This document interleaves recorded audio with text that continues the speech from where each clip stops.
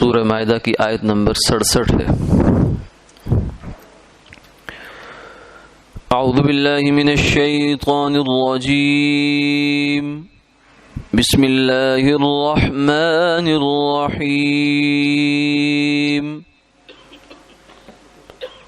یا ایہا الرسول بلغ ما انزل الیک من ربک وَإِن لَّمْ تَفْعَلْ فَمَا بَلَّغْتَ رِسَالَتَهُ وَاللَّهُ يَعْصِمُكَ مِنَ النَّاسِ إِنَّ اللَّهَ لَا يَهْدِي الْقَوْمَ الْكَافِرِينَ۔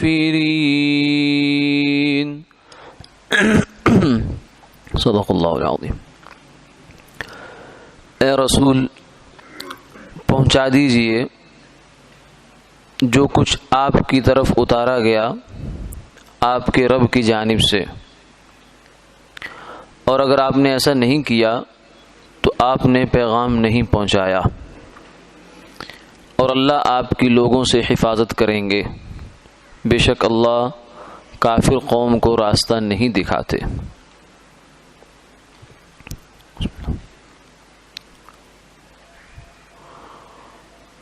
گزشتہ آیات سے یہودیوں کی بے راہ روی اور بلکہ ان کی گستاخیوں کا تذکرہ چل رہا تھا۔ پھر یہ بھی کہا گیا کہ اگر یہ لوگ راہ راست پہ آ جاتے تو بہت اچھا ہوتا، ان کی دنیا بھی سنور جاتی اور ان کی آخرت بھی بن جاتی، لیکن انہوں نے ایسا نہیں کیا، اپنی دنیا و آخرت دونوں برباد کر لی۔ تو اب یہاں آج کی آیات میں اس سے ملتا جلتا، یہ اس سے ربط رکھنے والا یہ مضمون ہے، کیونکہ جب ایسی قوم کے سامنا ہو کہ جو راہ ہدایت پہ آنے کے لیے تیار نہیں ہے تو اس کا نتیجہ بسا اوقات مایوسی ہو سکتا ہے۔ ایک وجہ تو یہ ہو سکتی ہے کہ آدمی پھر اس قوم میں دین کا پیغام پہنچانے کی کوشش ہی ترک کر دے کہ انہوں نے ہدایت پر تو آنا نہیں، لہذا ان کو کچھ کہنے سننے کی ضرورت نہیں، کوئی فائدہ نہیں۔ دوسرا یہ ہو سکتا ہے کہ بعض دفعہ آدمی کسی بات کو پہنچانے میں اس لیے اسے ہچکچاتا ہے کہ لوگ نقصان پہنچائیں گے، جن تک بات پہنچائی جا رہی ہے چونکہ وہ بات ان کے خلاف ہے، تو جس کے بات خلاف جاتی ہے وہ پھر بات کرنے والے کے مخالف ہو جاتا ہے، اور اس کی کوشش یہ ہوتی ہے کہ اس کو جیسے کیسے بھی ہو اس کو زیر کرے، اس کو ختم کرے تاکہ یہ میری مخالفت سے باز آ جائے۔ تو اس آیت کے اندر آپ صلی اللہ علیہ وسلم کو ان دونوں جو خدشے یا اندیشے ہو سکتے تھے ان کے بارے میں بتا دیا کہ آپ یہ دونوں اندیشے نہ فرمائیں۔ یہ بات اپنی جگہ بجا ہے کہ سارے کافر ہدایت پر نہیں آئیں گے، ان اللہ لا یہدی القوم الکافرین، لیکن کون آئے گا کون نہیں آئے گا یہ آپ کو معلوم نہیں ہے۔ آپ کی ذمہ داری اتنی ہے کہ آپ اپنے ذمے جو فریضہ رسالت ہے اس کی ادائیگی کرتے رہیں۔ بلغ ما انزل الیک من ربک، جو کچھ بھی اللہ کی جانب سے آپ کو عطا کیا گیا ہے اسے آگے پہنچا دیں، یعنی جتنی بھی دین کی باتیں آپ صلی اللہ علیہ وسلم کو اللہ نے بتائی ہیں آپ نے ان میں سے کوئی بات بھی امت سے چھپائی نہیں ہے، یہ بات طے شدہ ہے۔ ایسا نہیں ہے کہ آپ کوئی دین کے بارے میں کوئی ایسی بات، کوئی راز اپنے سینے میں لے کر دنیا سے پردہ فرما ہو گئے، ایسا نہیں ہوا۔ آپ صلی اللہ علیہ وسلم نے دن دیکھا نہ رات دیکھی، اور ہر موقع پر سفر میں، حضر میں، جنگ میں، امن میں اور سنجیدگی کے ماحول میں، یا بعض اوقات صحابہ کے ساتھ بے تکلفی کے ماحول میں، ہر ماحول میں آپ نے دین کی باتیں ان تک پہنچائی ہیں۔ قرآن پاک تو سارا کا سارا ہی پہنچایا ہے جتنا بھی آتا رہا، اس کے علاوہ اس قرآن پاک کی تفسیر و تشریح جو حدیث کی صورت میں ہے وہ بھی آپ نے موقع بموقع صحابہ تک پہنچاتے رہے. یہ خیال کرنا کہ آپ صلی اللہ علیہ وسلم نے کوئی دینی بات جو ہے وہ نعوذ باللہ چھپائی ہوگی، یہ بہت بڑی جسارت ہے. چاہے وہ کسی کی خلافت کی نامزدگی سے متعلق ہی ہو. جیسے ایک واقعہ آتا ہے کہ آپ نے اپنی وفات کے آخری ایام میں قلم دوات منگوایا اور کچھ تحریر لکھنے کی خواہش ظاہر فرمائی کہ تحریر کر جاؤں تاکہ تمہیں بعد میں آسانی رہے، لیکن پھر آپ نے ارادہ ترک فرما دیا. تو کچھ لوگ یہ سمجھتے ہیں کہ شاید آپ جو ہے وہ سیدنا علی رضی اللہ تعالیٰ عنہ کی خلافت لکھوانا چاہتے تھے. ایسی بات نہیں ہے، کیونکہ اگر یہ حکم الہی ہوتا کہ ان کو خلیفہ نامزد کیا جائے تو یہ نہیں ہو سکتا کہ آپ صلی اللہ علیہ وسلم اس حکم الہی کو اظہار کیے بغیر، ظاہر کیے بغیر دنیا سے تشریف لے جائیں. ایسا نہیں ہو سکتا. یہ آپ سے متصور نہیں ہے، یہ کسی نبی سے بھی متصور نہیں ہوتا. انبیاء علیہ الصلوۃ والسلام کو اللہ عجیب ہی طریقے سے پیدا فرماتے ہیں. ان کی ایک جو صفات ان کے اندر ہوتی ہیں، شجاعت بنیادی وصف ان کے اندر ہوتا ہے. وہ کسی سے دبنے والے، ڈرنے والے نہیں ہوا کرتے. وہ احقاق حق، حق بات کو حق کہنا، حق بات کو پہنچانا صحیح طریقے سے، درست طریقے سے، وہ اس فریضے میں کوئی چیز ان کو مانع اور رکاوٹ نہیں بنتی.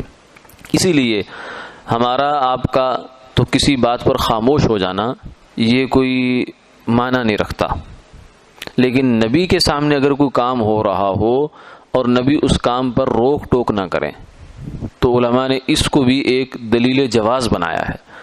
یعنی اگر ایک کام آپ کے سامنے ہوا اور آپ نے اس پر کوئی نکیر نہیں فرمائی، کوئی تنقید نہیں فرمائی، روکا ٹوکا نہیں ہے، تو اس کا مطلب ہے کہ یہ کام جائز ہے. کیوں؟ اس لیے کہ نبی کی شان سے یہ بہت بعید بات ہے، ناممکن ہے کہ ان کے سامنے کوئی غیر شرعی اور ناجائز کام ہو اور اس پر خاموش رہے. یہ نہیں ہو سکتا. انبیاء علیہ الصلوۃ والسلام کی مزاج کا یہ حصہ نہیں ہوتا، اس لیے کہ وہ تو اللہ کی جانب سے پیغام بر ہوتے ہیں. ہر صورت میں انہوں نے اپنا پیغام پہنچانا ہوتا ہے، چاہے حالات کچھ بھی کہہ رہے ہوں، حالات کچھ بھی ہوں، لیکن انہوں نے اپنا پیغام پہنچانا ہے. تو اسی چیز کی جو مزید تاکید آج کی آیت میں آپ صلی اللہ علیہ وسلم کو فرمائی گئی کہ آپ اپنے اس پیغام کو جو اللہ کی جانب سے آپ پر آیا پہنچا دیں. آپ صلی اللہ علیہ وسلم نے اس کی پھر بہت اہتمام بھی فرمایا. جب آخری خطبہ آپ نے دیا ہے، بڑا خطبہ حجۃ الوداع کا خطبہ ہے، آخری حج جو آپ نے فرمایا، بلکہ پہلا اور آخری وہ ایک ہی تھا، تو اس لیے اس کو حجۃ الوداع کہتے ہیں، کیونکہ اس کے بعد آپ نے کوئی حج نہیں فرمایا. تو اس میں جو خطبہ آپ نے ارشاد فرمایا، اس میں آخر میں آپ نے یہ کہا، الا هل بلغت، کیا میں نے یہ بات پہنچا دی ہے آپ تک؟ تو صحابہ نے اس کے یا رسول اللہ بالکل آپ نے جو اپنی امانت اور ذمہ داری تھی وہ آپ نے ادا فرما دی. فرمایا الا فلیبلغ الشاہد الغائب، اب یہ جو تم لوگ موجود ہو میرے سامنے، جو غائبین ہیں ان تک تم نے پہنچانا ہے. غائبین سے مراد وہ لوگ بھی تھے جو اس وقت وہاں موجود نہیں تھے، جو آپ کی آواز یا آپ کی بات سن نہیں رہے تھے براہ راست، اور وہ لوگ بھی تھے جو بعد کے زمانوں میں آنے والے تھے، یعنی ہم لوگ. تو ہم تک یہ دین پہنچانے کی ذمہ داری آپ صلی اللہ علیہ وسلم نے صحابہ کی لگائی. صحابہ نے تابعین کو یہ دین دیا، تابعین نے پھر آگے تبع تابعین کو، وہاں سے آگے کرتے کرتے کرتے کرتے حتیٰ کہ آج ہم تک پہنچا. آج ہماری آگے ذمہ داری ہوتی ہے کہ ہم اپنے اس دین کو اگلی نسلوں تک منتقل کریں. یہ جتنے بھی دینی تعلیم کے سلسلے ہیں، حفظ قرآن پاک ہے، یہ الفاظ دین کے محفوظ ہوتے ہیں. پھر اس کی تجوید ہے، اس سے اس قرآن پاک کو پڑھنے کا انداز محفوظ ہوتا ہے. پھر اس کے بعد آگے عربی زبان کے اصول و قواعد ہیں، صرف نحو ہے، اس سے قرآن پاک کے مفاہیم محفوظ کیے جاتے ہیں. پھر آگے جتنے علوم و فنون ہیں، جتنے بھی شرعی علوم ہیں، علماء بنتے ہیں، مفتی حضرات بنتے ہیں، یہ سب شریعت کو محفوظ کرتے ہیں. اس کی حدیث پاک میں فرمایا یحمل هذا العلم من كل خلف عدوله، کہ ہر آنے والی نسل میں سے بڑے معتدل لوگ اور عادل لوگ، نیک لوگ اس دین کو لیں گے اور وہ لے کر اگلی نسلوں تک پہنچا دیں گے، اگلی اگلی اگلی، حتیٰ کہ یہ سلسلہ چلتا رہے گا. تو یہ بنیادی ذمہ داری ہے امت کی کہ دین کو محفوظ کرے اور اس کو آگے پہنچائے. یہ آپ صلی اللہ علیہ وسلم نے امت کو یہ ذمہ داری سونپی تھی، جس کی ادائیگی کی صورتیں ہمارے سامنے ہوتی ہیں. جو بھی وعظ ہے، نصیحت ہے، جمعے کا بیان ہے، یہاں درس قرآن ہے، درس حدیث ہوتا ہے، یہ سب اسی فریضہ فریضہ کی ادائیگی کی صورت ہوتی ہے کہ دین کی جو بات ایک بندے کو معلوم ہے، اس نے علم سے حاصل کی ہے، وہ دوسروں تک پہنچا دے۔ اب دوسرے کی ذمہ داری بنتی ہے کہ وہ بھی آگے تک پہنچائے، گھر والوں تک، بچوں تک، اپنے دوستوں تک، کہ آج ہم نے یہ بات سنی ہے، تاکہ یہ بات آگے سے آگے پہنچتی جائے، کیونکہ کوئی بھی آدمی ہماری کہی ہوئی بات اور پہنچائی ہوئی بات پر عمل کرے گا تو ہمیں ثواب مل جائے گا، اس کا جنت ہماری بڑی ہوتی رہے گی اس کے بعد۔ آگے فرمائے واللہ یعصمک من الناس، کہ آپ اس بات کا فکر نہ فرمائیں کہ آپ کو یہ لوگ تکلیف دیں گے، اللہ آپ کی حفاظت کریں گے۔ شروع میں مدینہ منورہ میں آپ صلی اللہ علیہ وسلم کے ہاں کچھ پہرے کا معمول رہا، خوف ہوتا تھا کہ بعض دفعہ کفار کی جانب سے اندیشہ ہوتا تھا کہ کوئی ایسی ویسی حرکت نہ کر جائیں، تو پہرا دینے کے لیے لوگ پہرا دیتے تھے مختلف اوقات میں۔ لیکن جب یہ آیت نازل ہوئی تو آپ نے فرمایا کہ بھائی اب خیمے سے سر باہر نکال کے آپ نے فرمایا کہ اب اس کی ضرورت نہیں ہے، آپ لوگ چلے جاؤ، اب اللہ تعالیٰ نے میری حفاظت کا خود ذمہ لے لیا ہے، لہذا اب پہرے کی کوئی ضرورت نہیں ہے۔ تو وہ یعصمک کا مطلب یہ ہے کہ اللہ آپ کی جان جانے سے آپ کی حفاظت فرمائیں گے، یعنی ایسا نہیں ہوگا کہ کافر کبھی آپ کی جان لے لیں، آپ کو ختم کر دیں سرے سے، یہ نہیں ہو سکتا۔ ہاں تھوڑی بہت جو تکلیف، جیسے جنگ احد میں دندان مبارک شہید ہوئے، یا خیبر میں زہر دیا گیا آپ کو کھانے میں، اس کا کچھ اثر ہوا جسم پر، وہ تو ہو سکتا ہے، لیکن اس کے علاوہ جو جان جانے کا جو مسئلہ ہے، جان لینے کا مسئلہ، اس پر اللہ تعالیٰ کافروں کو کبھی بھی قدرت نہیں دیں گے، اس کا وعدہ ہے، اور یہ وعدہ ہو بہو پورا ہوا۔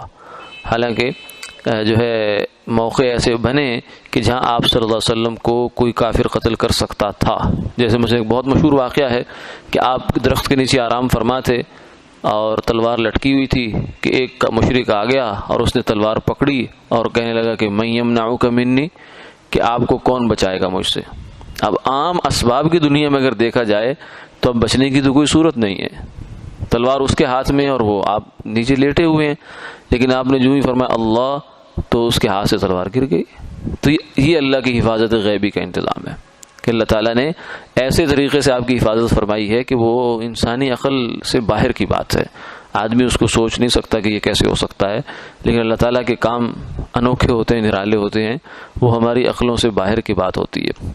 تو اس کے عملاً حفاظت ہوئی، آپ صلی اللہ علیہ وسلم کو کوئی کافر جان سے نہیں مار سکا، حتیٰ کہ زہر کا جب آپ نے ایک لقمہ کھایا تو آپ کو فوراً بتا دیا گیا کہ اس کے اندر زہر ہے، لہذا آپ مزید استعمال نہ فرمائیں، تو جان لیوا وہ زہر نہیں بنا، آپ کی جان اس سے محفوظ ہوئی۔ آپ فرمائیں ان اللہ لا یہدی القوم الکافرین، کہ اللہ تعالیٰ کافر قوموں کو ہدایت نہیں دیتے۔ یہاں دو تفسیریں فرمائی گئی، ایک تو یہ ہے کہ آپ تک کافروں کو راہ نہیں دیں گے، یعنی وہ آپ کی جان لے سکیں، اللہ ایسا نہیں ہونے دیں گے، اور دوسری تفسیر ایک معروف ہی ہے کہ جو بندہ کافر ہے اور کافر ہی رہنا چاہتا ہے، ہدایت کی اسے طلب نہیں ہے، تو اس کو ہدایت کبھی نہیں ملتی، ہدایت طلب والے انسان کو ملتی، بے طلب کو ہدایت نہیں ملا کرتی۔ وآخر دعوانا الحمدللہ۔